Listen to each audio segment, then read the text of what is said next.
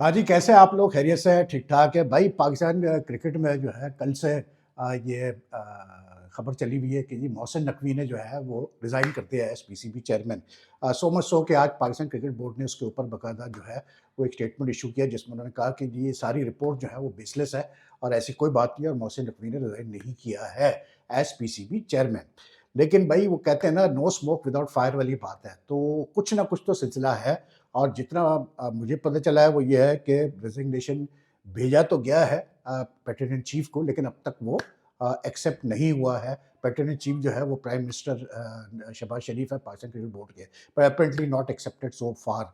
Uh, uh, this development is not surprising at all given कि Pakistan team की performance जो है वो बहुत ही नीचे गई है in the last in recent months मतलब starting with the three nation tournament in Pakistan फिर चैंपियंस ट्रॉफी और अब ये जो है न्यूजीलैंड का टूर और वैसे भी ओवरऑल पाकिस्तान क्रिकेट में जो टीम के हवाले से जो चीज़ें हैं सिलेक्शन के हवाले से जो चीज़ें हैं और बाकी जो चीज़ें हैं उसमें काफ़ी जो है मतलब झोल है।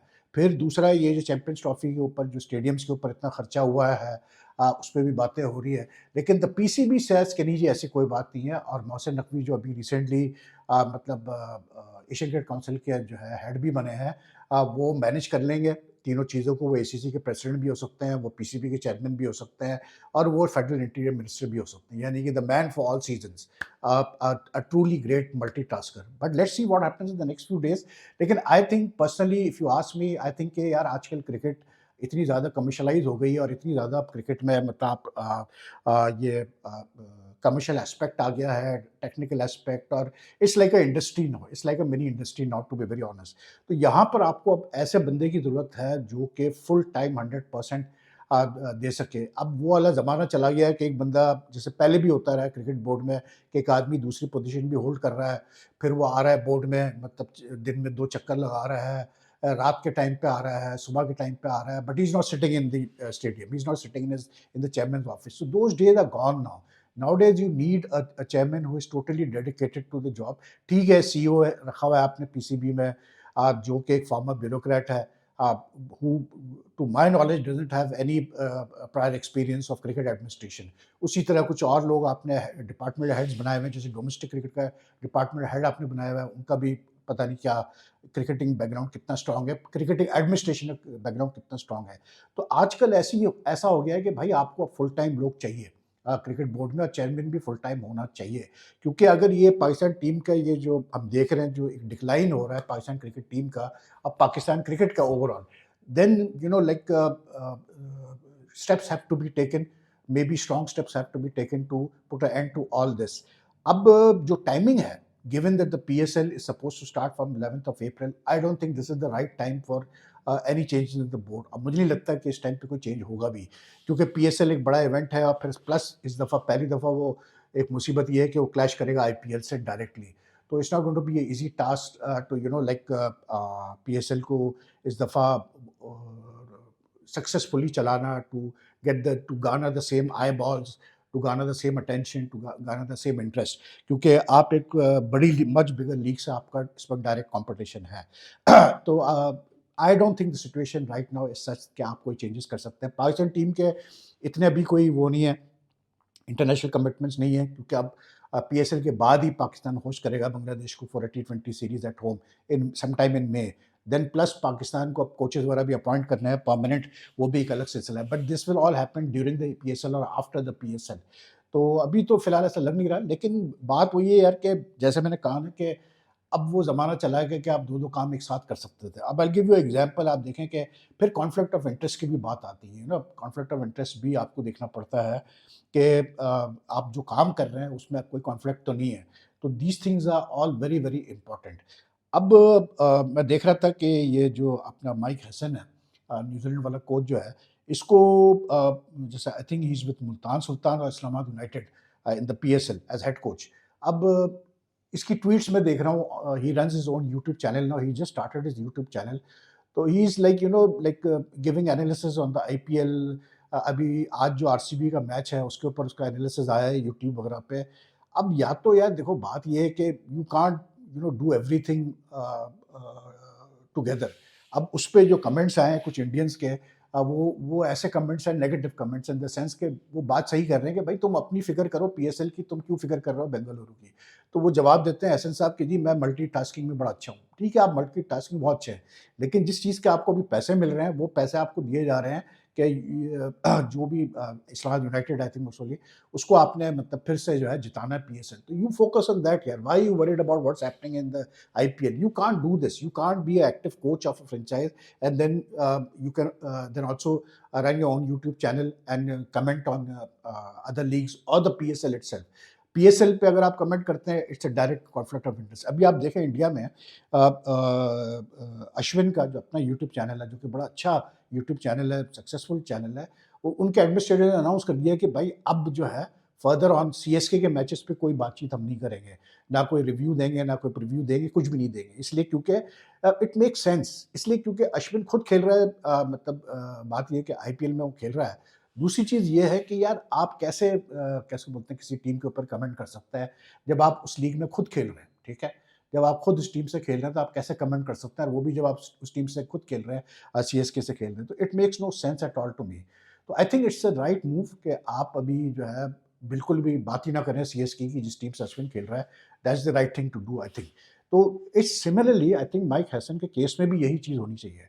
The PCB needs to make it very clear कि भाई आप जो है ना मतलब एक काम करें, ये आप मल्टीटास्किंग नहीं कर सकते। दूसरी चीज़ बहुत इंपॉर्टेंट ये है कि the PCB also now needs to show its कैसे बोलते हैं इट्स अथॉरिटी।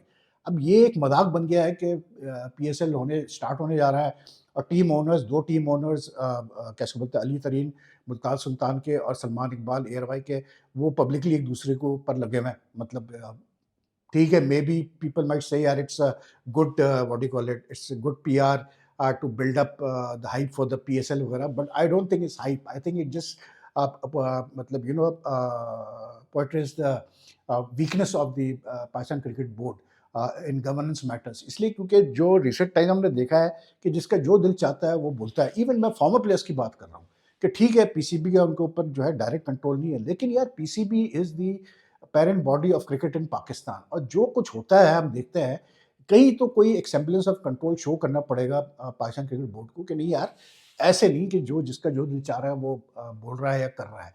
तो आई थिंक ये जो अली तरीन और सलमान इकबाल वाला मामला है, PCB needs to sit down with all the team owners and tell them कि नहीं यार, आपको जो भी अगर हमारी कोई फैसले से भी आपको कोई मसला है, ठीक है आपने मिलियंस ऑफ डॉलर्स इन्वेस्ट किए हैं पीएसएल में, लेकिन that does not give you the right to publicly go and devalue a brand of Pakistan cricket. And I am sorry to say, लेकिन जब इस तरह से टीम ओनर्स आपस में बातें करते हैं और उसमें इंडिया को भी ड्रैग करते हैं, तो फिर आप डीवैल्यू कर रहे हैं अपने टूर्नामेंट को। यू आर नॉट मतलब you are not doing any service to it. अगर आपको ओनर्स को कोई भी इश्यूज हैं, वो बात करें भाई पीसीबी से बिहाइंड क्लोज डोर्स, उसको सॉर्ट आउट करें। But this is not the way to go about things, this is just not the way to go about things. It's bringing a bad name to the PSL and it's making मतलब we become a laughing stock. अब जी दूसरी cricket पे आया तो जो बड़ी खबर है वो ये है कि हैरी ब्रुक को व्हाइट बॉल का कप्तान बना दिया इंग्लैंड ने आज। And I think it's a good move. I was expecting कि शायद ये करेंगे ये कि ब्रुक को ओडीआई साइड देंगे और लियाम लिविंगस्टोन को शायद टी20 साइड देंगे, लेकिन लिविंगस्टन की फॉर्म आईपीएल में उतनी खास नहीं रही है। And I think they look at Harry Brook, he is one player who plays in all formats for England, ठीक है ना, he is a selection in all formats and he has done very well for England in recent time since he made his debut. Plus फिर एक चीज़ जो उसके favour में जाती है वो ये जाती है कि he is captain England at the under 19 level. He last सितंबर में उसको कप्तानी करनी पड़ी इंग्लैंड की in the series against ODI series against Australia when Buttler was injured and he did a pretty good job. And plus सबसे बड़ी चीज़ ये थी कि जब उसने कप्तानी की even at the under 19 level and even when he led England, in both cases he himself as a player he did very well. मतलब काफ़ी उसने रन स्कोर किए और उसकी फॉर्म पे कोई इफेक्ट नहीं पड़ा। तो I think it's a good thing कि इसको बनाया है। यंग प्लेयर है, फ्यूचर है और मतलब टाइम भी है उसके पास कि वो अपनी चीज़ों को सही कैसे बोलते हैं सीखे कप्तानी में, और उसको कैसे बोलते हैं एक्सपीरियंस मिले, एक्सपोजर मिले। तो it's a good decision and I think after Buttler's resignation as white ball captain sense बनता था कि आप किसी यंग प्लेयर को लाएं। बस ब्रुक को जो है ना थोड़ा-सा अपनी और कंसिस्टेंसी लानी पड़ेगी एंड आई होप कि after becoming captain he brings more consistency to his batting, क्योंकि दैट्स वेरी इंपॉर्टेंट। बाकी और चीज़ों में यार ये जो मैं देख रहा था कि शकीब उल हसन का जो मसला है, इस पे इतने चार्जेस लगा दिए गए हैं कि मतलब मुझे हँसी भी आ रही है यार कि हमारे खित्ते में, चाहे वो पाकिस्तान हो, इंडिया हो, बांग्लादेश हो, श्रीलंका हो, इन चारों मुल्कों में एक चीज़ कॉमन है कि मतलब यार things change, the situation, political situations, everything changes so quickly with the change of government, with the change of authority.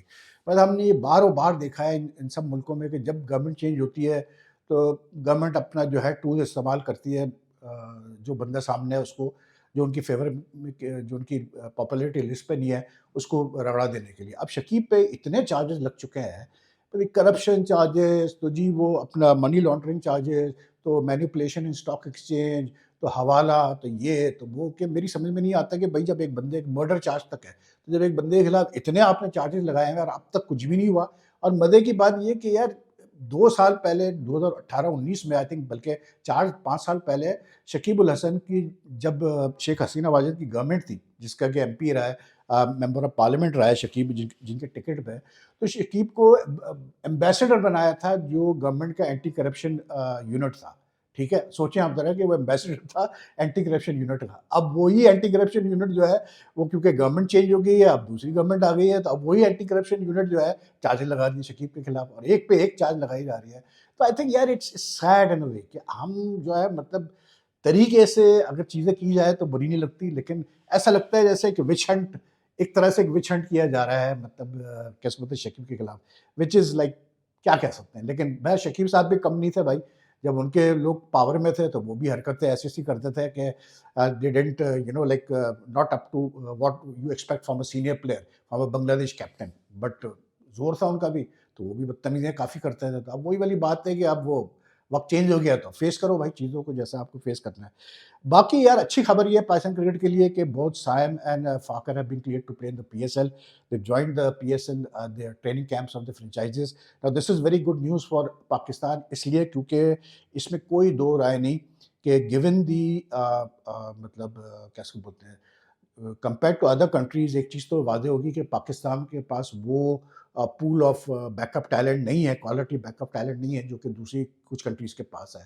तो ऐसी सिनेरियो में जो आपके अच्छे प्लेयर्स होते हैं, वो अगर मिस कर जाते हैं किसी वजह से कोई सीरीज़ वगैरह या टूर्नामेंट, तो फ़र्क पड़ता है। एंड आई थिंक सायम के ना होने से फ़र्क पड़ा चैंपियंस ट्रॉफ़ी में भी और इन रीसेंट मैचेज़। दूसरा फिर फ़ाकिर भी पहला मैच ही खेला था चैंपियंस ट्रॉफ़ी का कि उसमें भी वो इंजर्ड हो गया था, तो उससे भी फ़र्क पड़ा।